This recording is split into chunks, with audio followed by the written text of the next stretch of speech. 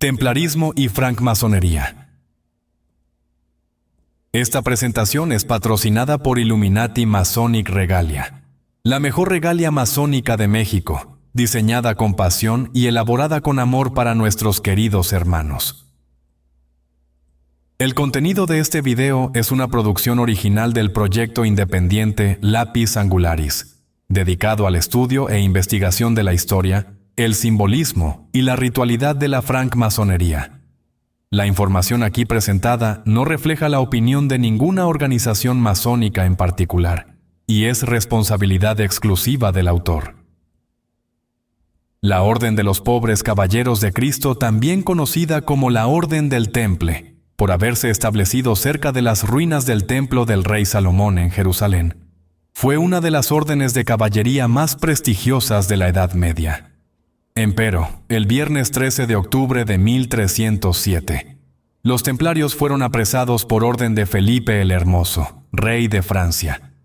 Poco después, en 1312, la orden fue suprimida por el Papa Clemente V, en lo sucesivo perseguida por el rey de Francia y prohibida por la mayoría de los gobernantes de Europa, hasta su disolución final en 1314, tras la muerte de su último gran maestre, Jacques de Molay.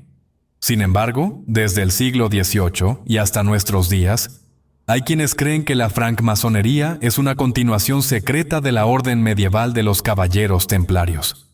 Esta noción, cuya primera evidencia apareció alrededor de 1740, ha dado lugar a una gran cantidad de literatura, incluyendo bestsellers como The Temple and the Lodge, de 1989, escrito por Michael Weigand y Richard Lake, y de Hiram Key, de 1996, escrito por Christopher Knight y Robert Lomas. Desde una perspectiva académica rigurosa, no hay razón para pensar que la Orden del Temple sobrevivió a su abolición por el Papa Clemente V, puesto que para los historiadores y medievalistas, no hay una sola prueba documental que sugiera que los templarios alguna vez profesaron algo más que el catolicismo ortodoxo, por el que lucharon durante más de 2 siglos, ni que participaran de ideas esotéricas heterodoxas. Así pues, la acusación grave de herejía presentada por primera vez cuando comparecían ante los tribunales era simplemente un procedimiento de rutina de la época, puesto que durante los juicios, comúnmente el acusado era culpable antes del veredicto. Entonces, ¿cómo nació en los círculos masónicos del siglo XVIII la idea de que la Orden del Temple no había sido totalmente destruida y que sus descendientes, reunidos en el seno de la francmasonería, seguían preservando una sabiduría esotérica hasta nuestros días? Se piensa que dicha relación comenzó en 1737, con la famosa conferencia pronunciada por Andrew Michael Ramsay, también conocido como Le Chevalier Ramsay, quien popularizó la idea de que los francmasones son descendientes de los cruzados y que, por tanto, su hermandad era en realidad una orden de caballería. Así pues, Ramsay argumentaba: nuestros antepasados los cruzados, reunidos de todas partes de la cristiandad, deseaban así reunir en una sola fraternidad a los individuos de todas las naciones, y crear con el transcurso del tiempo una nación enteramente espiritual. En la época de las cruzadas en Palestina, muchos príncipes, señores y ciudadanos se asociaron y prometieron restaurar los templos de los cristianos en Tierra Santa y trabajar para devolver su arquitectura a su primera institución. Se pusieron de acuerdo en varios signos antiguos y palabras simbólicas extraídas de las profundidades de la religión para reconocerse y distinguirse de los infieles y de los sarracenos. Estos signos y palabras solo fueron comunicados a aquellos que habían prometido solemnemente, incluso en ocasiones, al pie de un altar, que no los revelarían nunca. Esta sagrada promesa, por tanto, no fue un juramento execrable, como se sugiere, sino un vínculo respetable que une a los cristianos de todas las naciones en una misma fraternidad. Tiempo después, nuestra orden quedó estrechamente vinculada a los Caballeros de San Juan de Jerusalén. Desde entonces, todas nuestras logias se llaman Logias de San Juan.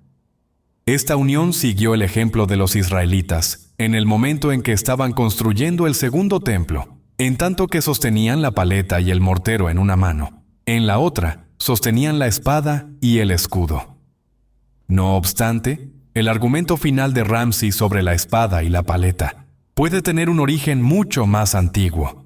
Si consideramos el grabado titulado In utrumque paratu, de la obra de Geoffrey Whitney, publicado en 1586, que a su vez hace referencia a Nehemías 4:17, en alusión a la reconstrucción de los muros de Jerusalén, que dice: los que edificaban en el muro, los que acarreaban y los que cargaban, con una mano trabajaban en la obra, y en la otra tenían la espada.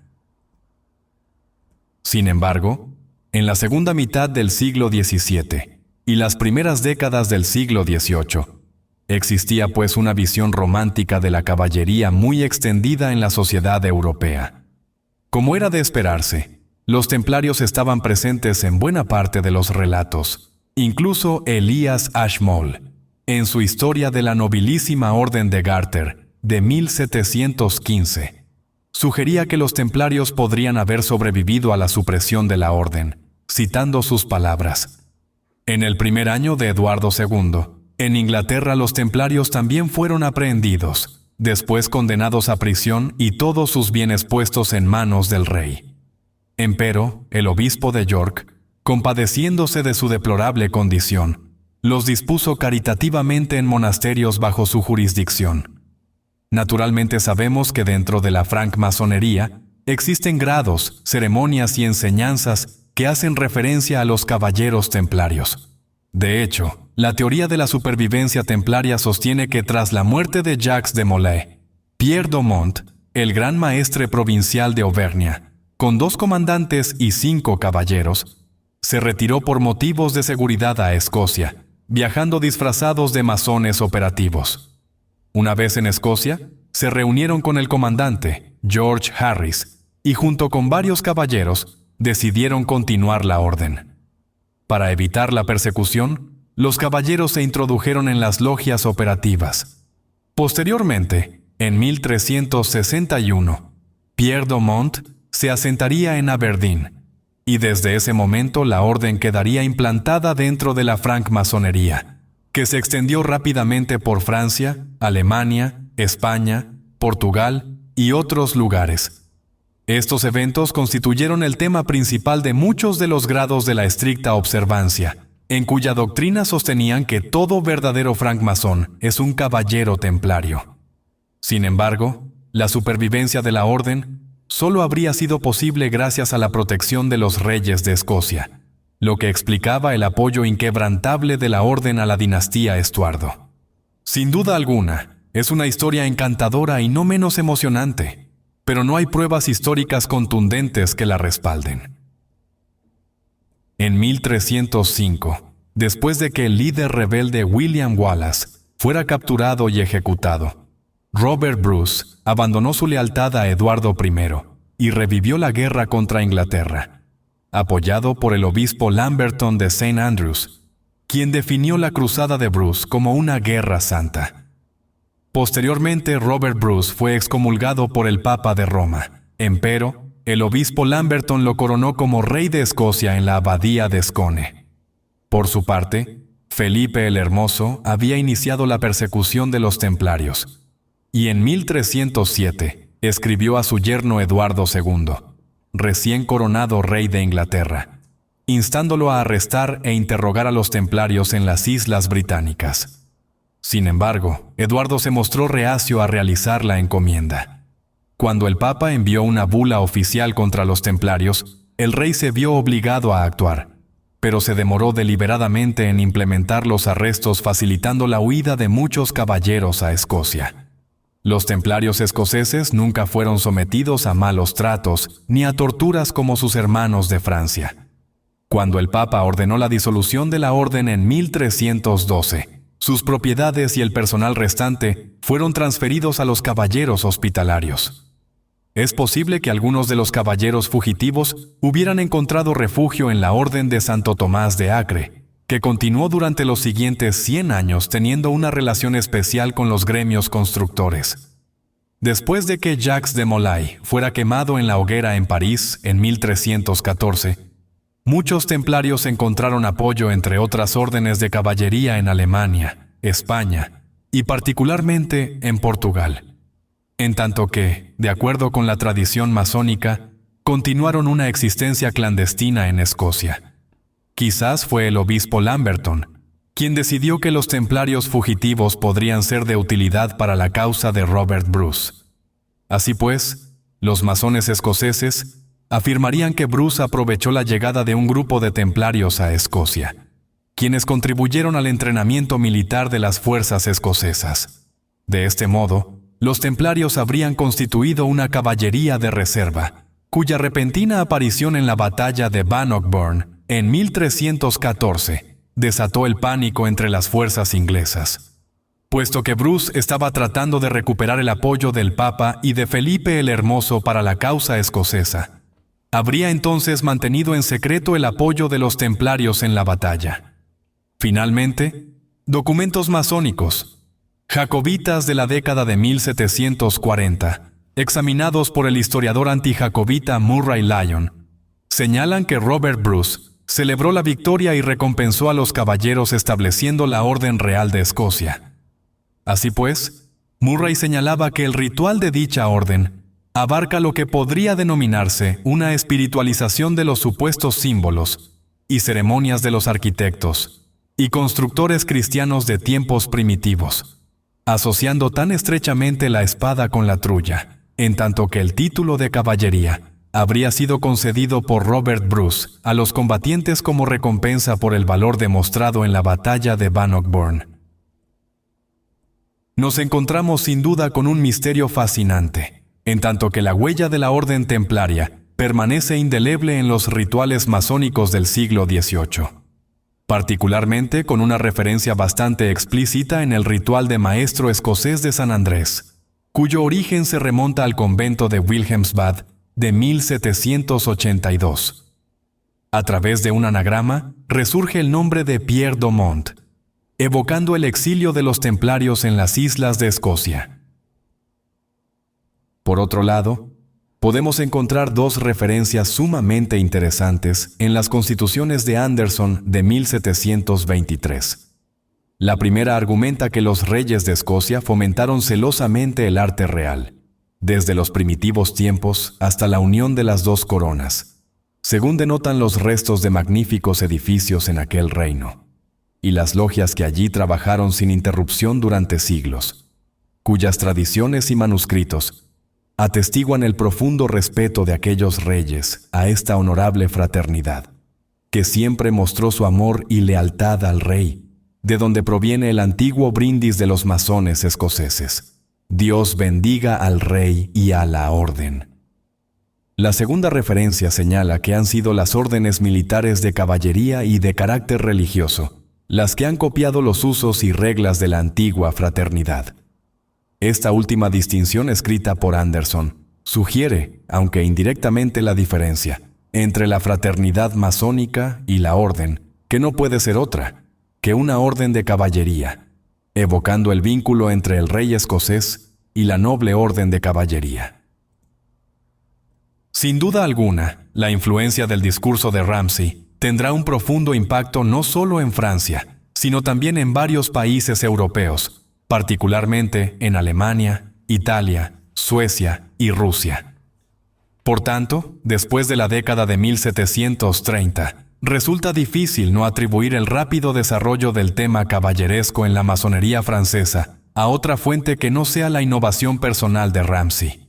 También resulta muy probable que Ramsay, que había sido iniciado en la logia de Anderson en 1730, fuera a su vez miembro de la logia del gran maestre Charles Radcliffe, conde de Derwentwater y declarado jacobita en Francia. En palabras del hermano John Cousteau, la idea de considerar la francmasonería como una orden de caballería es una innovación creada en la logia del gran maestre, cuyos miembros son además partidarios escoceses de la casa de Stuart. De conformidad con lo anterior, A partir de la década de 1740, la opinión pública establece un vínculo entre los misterios masónicos, de los que se especulaba mucho en la época, y la Orden del Temple, gracias a la publicación de exposés masónicos, particularmente en publicaciones francesas, tales como L'Examen de la Société des Francs-Maçons de 1746, que sostenía que los francmasones tienen, como los templarios, secretos por los que preferirían perder la vida antes que revelarlos, y Le Vrai Jugement sur la Société des Francs-Maçons de 1752, en el que se afirma que, al examinar la secta de los templarios en sus últimos días, parece vivir en su totalidad dentro de la de los francmasones. Desde la perspectiva específica de la construcción de los grados masónicos caballerescos, la leyenda templaria hace su primera aparición en una antigua versión del grado de caballero Kadosh, fechado en 1750. Se trata de los famosos documentos relativos a la sublime orden de caballeros elegidos descubiertos en Poitiers. En efecto, resulta no ser otra cosa que un ritual para los elegidos de los 9, uno de los grados más antiguos y difundidos del siglo XVIII, que posteriormente experimentará un ennoblecimiento caballeresco, así como la ampliación de la historia del grado, en la que intervienen los caballeros templarios y se introduce una escalera mística. En el contexto de la década de 1740, es precisamente su proximidad al grado de maestro electo lo que da significado a la sublime orden de los caballeros electos. El grado de maestro electo es uno de los grados superiores más antiguos de la masonería especulativa francesa, el cual está estrechamente relacionado, a través de su tema simbólico, con el grado de maestro masón. En consecuencia, era conocido por todos los francmasones, quizás ya desde principios de la década de 1730. Por otra parte, los rituales de los caballeros electos revelan una parte secreta del grado de maestro electo, el vestigio y los restos supervivientes de una de las órdenes de caballería más ilustres, una orden sublime, extinguida a consecuencia de una terrible injusticia. Mediante un examen más minucioso, podemos dilucidar que la leyenda del grado de los caballeros electos se compone de varias partes. En primer lugar, la historia planteada a través de los grados afirmaría que los caballeros electos son descendientes de los templarios. En segundo lugar, la Orden del Temple actuaría como un repositorio de misterios preservados a través de una larga línea de iniciados. En tercer lugar, el planteamiento más importante sería que la Orden Sublime sobrevivió en Escocia. Por tanto, los caballeros electos mantendrían viva a la Orden del Temple, en tanto que son sus descendientes directos. Al personificar a más ilustre orden de caballería de la Edad Media, su nombre estaría asociado a los misterios de su riqueza y de su supuesta herejía, en tanto que su destino es uno de los grandes ejemplos de inocencia injustamente perseguida. Así pues, el tema legendario de los caballeros electos es tanto más convincente, porque ofrece una cohesión estructural en la línea simbólica del maestro electo.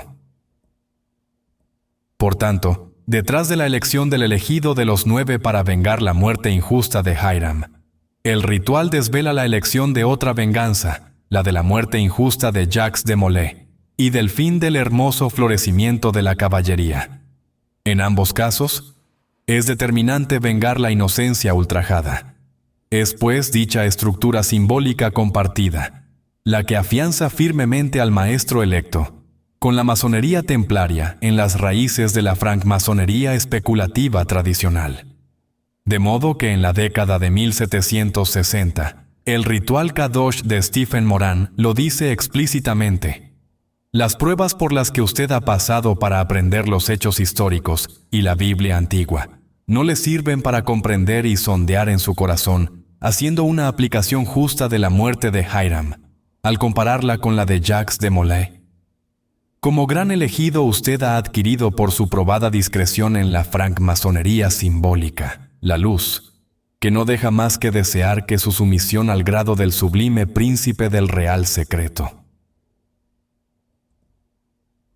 De conformidad con lo anterior, podemos ver claramente estructurada la premisa esencial de la supervivencia templaria y la venganza de la inocencia ultrajada en los rituales de los grados 9, 10 y 11, publicados por Albert Pike en 1877 en Charleston. Empero, hay un tercer elemento presentado explícitamente en la narrativa de estos grados: la muerte de Carlos I de Inglaterra y Escocia, así como la referencia directa a la casa de Estuardo. En la página 118, correspondiente a la lectura histórica del grado de elegido de los 12, encontramos la siguiente declaración: el grado 9, 10 y 11 constituyen los grados electos del rito escocés antiguo y aceptado, en tanto que en el rito francés constituían el cuarto grado denominado Elu. En todos se transmitían detalles sobre los elegidos que dieron castigo a los asesinos del maestro Hiram Abif. Sin embargo, no te sorprenda conocer el verdadero significado de estos grados, puesto que fueron usados en algún tiempo para ocultar el plan para vengar la muerte de Carlos I de Inglaterra, muerto por el traidor Cromwell.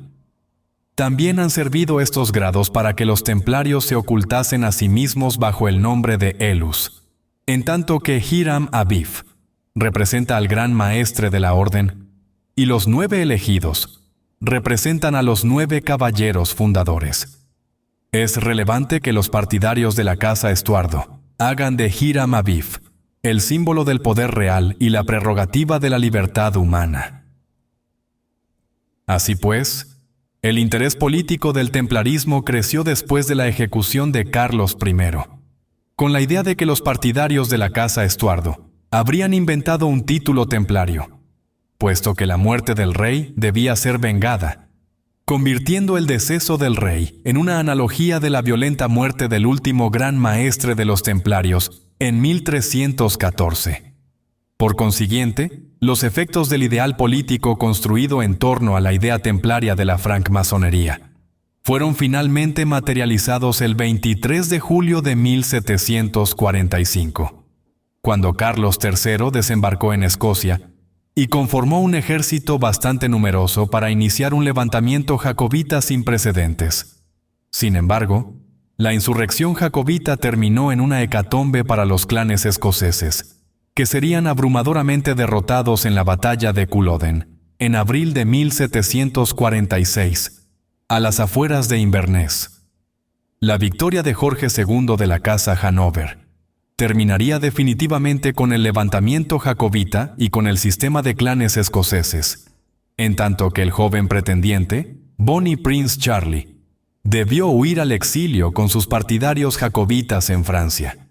Sería pues en el ambiente francés, con los simpatizantes del joven pretendiente, que de acuerdo con Pierre Noël en su publicación Los grados azules del rito escocés antiguo y aceptado, Génesis y desarrollo de 2002, tendría lugar la creación de los primeros rituales simbólicos del rito escocés antiguo y aceptado, muy probablemente entre 1804 y 1807, en el seno de las logias que en la época eran popularmente conocidas como escocesas, puesto que buena parte de sus miembros eran inmigrantes escoceses y declarados jacobitas. Dichos rituales habrían sido escritos por Jean-Pierre Monger de Fondepol para la logia La Triple Unité como una mezcla de los rituales tradicionales franceses y los rituales de los antiguos, provenientes de las publicaciones difundidas en The Three Distinct Knocks de 1760. La creación de estos rituales en las logias escocesas habría sido, pues, una respuesta política e ideológica de sus miembros para distanciarse del ritual francés derivado del ritual de los modernos, proveniente de Inglaterra y adaptado al contexto francés, con impronta hanoveriana, de tal forma que los nuevos rituales serían en lo sucesivo el modo de trabajo para las logias escocesas, construyendo así un estrecho vínculo con los grados jacobitas preexistentes de los caballeros elegidos, y con otros grados de la época, que conformaban en conjunto el rito de perfección, exportado a América por Stephen Moran. De acuerdo a la evidencia documental, la Sublime Orden de los Caballeros Electos, aparecida en Francia en la década de 1740, Es probablemente la fuente directa de todos los grados templarios masónicos. Por tanto, a partir de este periodo, la mayoría de los sistemas masónicos retomarán la idea de un vínculo con la Orden del Temple. Muchos lo convierten en objeto de uno o más grados, en tanto que algunos sistemas hacen del legado templario el punto focal de su enseñanza, hasta el punto de modelar toda su organización y ceremonias sobre la forma de la orden medieval. Así pues, podemos identificar 4 grandes familias de grados templarios. La primera se desarrolla en Francia, con el Caballero Kadosh, y un cierto número de sus variaciones concebidas en la década de 1760, incluso algunas conocidas como Caballero del Temple, constituyen una continuación directa de la sublime orden de los caballeros elegidos. La segunda familia se desarrolla en el contexto de la francmasonería británica y estadounidense, en donde podemos resaltar los 3 registros más antiguos del grado de caballero templario en América, provenientes de las minutas del St. Andrew Royal Arch Chapter of Boston. El primer registro es del 28 de agosto de 1769, cuando William Davis recibió los 4 pasos de excelente, superexcelente, arco real y caballero templario. Después está el registro de Paul Revere, el 11 de diciembre de 1769, y el tercero es el de Joseph Warren, el 14 de marzo de 1770. En tanto que en Inglaterra el registro más antiguo se remonta al 29 de noviembre de 1779. De acuerdo con Charles Cameron, el grado de caballero templario habría llegado a América a través de la logia militar irlandesa del 29º Regimiento de Infantería Irlandés, apostado en Boston, que lo transmitiría a la St. Andrew Royal Arch Lodge of Boston. Por tanto, las pruebas documentales hasta ahora encontradas indican que Irlanda jugó un papel decisivo en la introducción y difusión del grado de caballero templario dentro de la francmasonería anglosajona, que lo practicó con gran celo en el siglo XVIII, siendo relativamente comunes los registros desde 1780. Sin embargo, es preciso señalar que existe una profunda diferencia entre los rituales de caballero templario y de caballero kadosh, en tanto que los rituales de caballero templario tienen pocas referencias sobre la Orden del Temple, así como del trágico destino de Jacques de Molay, tan importante en los rituales continentales dentro del cuerpo del texto, sino que más bien, la ceremonia consiste en gran medida en el armado ceremonial de caballeros en un contexto cristiano. La tercer familia tuvo lugar en Alemania, con el nacimiento de una de las formas más sorprendentes de la francmasonería, la estricta observancia templaria. A principios de la década de 1750, en Kittlitz, en la región de Dresde, un grupo de jóvenes aristócratas y soldados, liderados por Freiherr Karl Gotthelf von Hund, fundaron la logia Aux Trois Colonnes, las 3 columnas. Desde el principio tuvo una fuerte dimensión caballeresca. Los compañeros adoptaron nombres caballerescos y rápidamente reclamaron vínculos con la Orden del Temple. Von Hund y sus amigos gradualmente reunieron y absorbieron otros grados templarios de diferentes sistemas que aparecieron en Alemania entre las décadas de 1750 y 1760, que eventualmente sentó las bases para la conformación de la 7ª provincia de la Orden del Temple. Así pues, la estricta observancia lograría un gran éxito en la década de 1770 en Alemania, y también en otros países, como Francia, donde se estableció la 2ª provincia entre 1773 y 1774. Este éxito estuvo acompañado de animados debates sobre la naturaleza de la orden y, en particular, sobre la realidad histórica de los vínculos con la orden medieval del Temple. Estas controversias salieron a la luz en las diferentes asambleas celebradas por la orden. En Colo en 1772, Braunschweig en 1775, Wiesbaden en 1776, Wolfenbüttel en 1778 y Wilhelmsbad en 1782. Es así que después de todos los debates y por iniciativa de los miembros franceses de la estricta observancia, la Convención de Wilhelmsbad de 1782 renunció a la pretensión a un vínculo histórico con la Orden del Temple. La estricta observancia desapareció a finales de la década de 1780, en tanto que los franceses habían introducido un cambio fundamental en su Convención de Lyon de 1778, que conllevó a la transformación de la estricta observancia en una orden de caballería cristiana con una fuerte dimensión del esoterismo cristiano, bajo los nombres de Rito Escocés Rectificado y la Orden de los Caballeros Bienhechores de la Ciudad Santa. La cuarta familia corresponde al rito sueco, que al igual que los ritos con los que está directamente emparentado, el rito escocés rectificado y el rito Zinzendorf, no se reconoce poseedor de la transmisión iniciática templaria, sino solamente de su simbología. Los grados superiores que llegaron a Suecia como una expansión de la masonería simbólica, especialmente desde Francia, se convirtieron en objeto de varios intentos de organización en la década de 1750, hasta que finalmente el Capítulo Iluminado de Estocolmo, fundado en 1759 por Carl Friedrich Eklöf, ganó preeminencia, estableciendo a partir de entonces el sistema de grados conocido como rito sueco, pleno de la simbología cristiana, templaria y trinitaria, heredados de la estricta observancia templaria, pero alejándose de todo tipo de elementos alquímicos, herméticos y de las pretensiones políticas de la estricta observancia.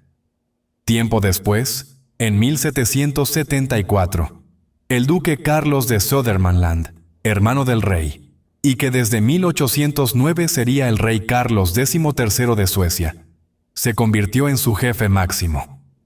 En 1778, durante el convento de Wolfenbüttel, el duque Carlos fue elegido Herrmeister de la séptima provincia de la estricta observancia.